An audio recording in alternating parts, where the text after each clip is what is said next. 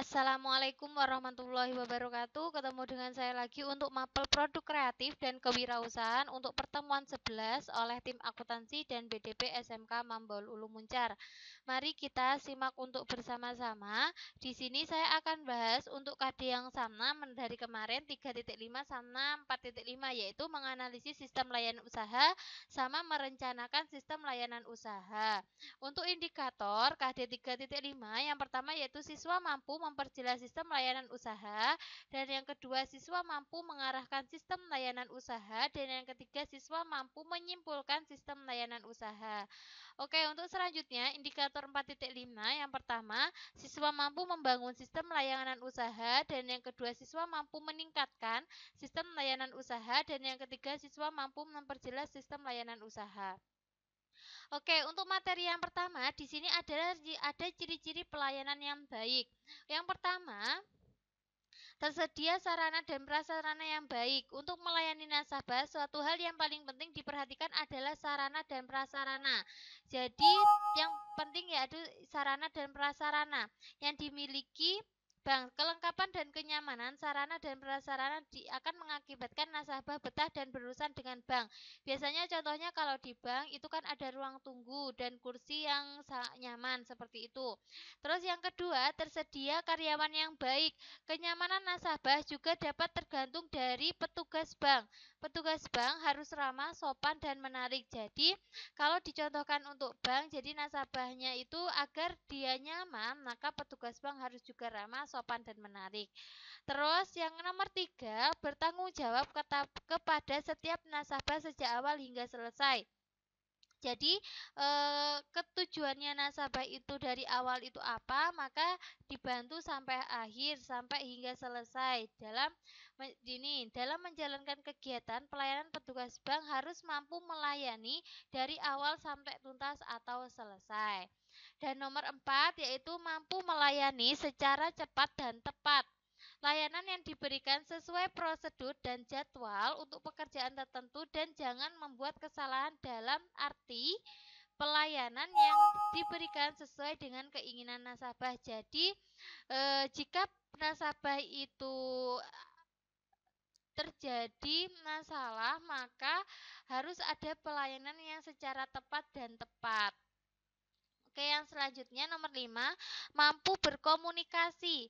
Petugas bank harus mampu berbicara kepada setiap nasabahnya. Petugas bank harus dapat berkomunikasi dengan bahasa yang jelas dan mudah dan dimengerti. Jadinya dia harus mampu berkomunikasi, lancar berkomunikasi.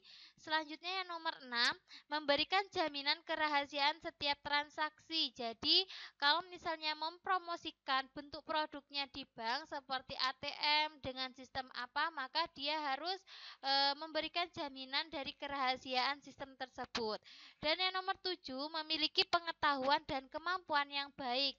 Untuk menjadi petugas bank harus memiliki pengetahuan dan kemampuan tertentu. Jadinya dia harus mengetahui apa yang harus dia jelaskan.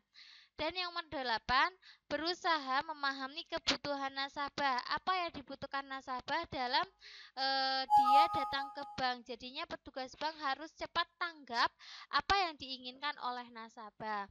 Oke, nomor 9, mampu memberikan kepercayaan kepada nasabah. Jadinya kepercayaan calon nasabah kepada bank mutlak diperlukan, sehingga calon nasabah mau menjadi nasabah bank yang bersangkutan. Jadinya gimana caranya agar nasabah itu percaya dengan apa yang dilayani oleh pihak bank.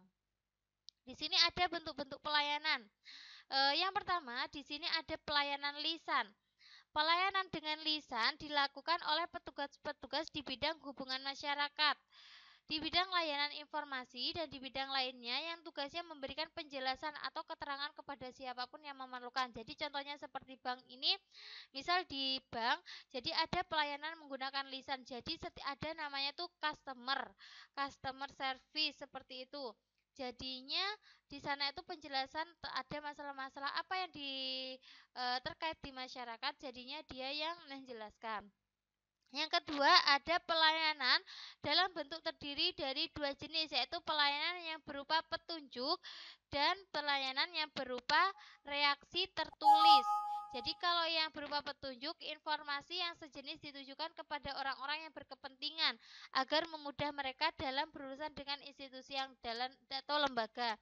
Dan yang kedua, pelayanan berupa reaksi tertulis atas permohonan laporan, keluhan, pemberian, penyerahan, pemberitahuan dan lain sebagainya. Jadi di sini contohnya seperti kadang terjadinya di pekerjaan sekretaris. Jadi dia harus mengetahui apa permasalahannya agar dia bisa berurusan dengan lembaga.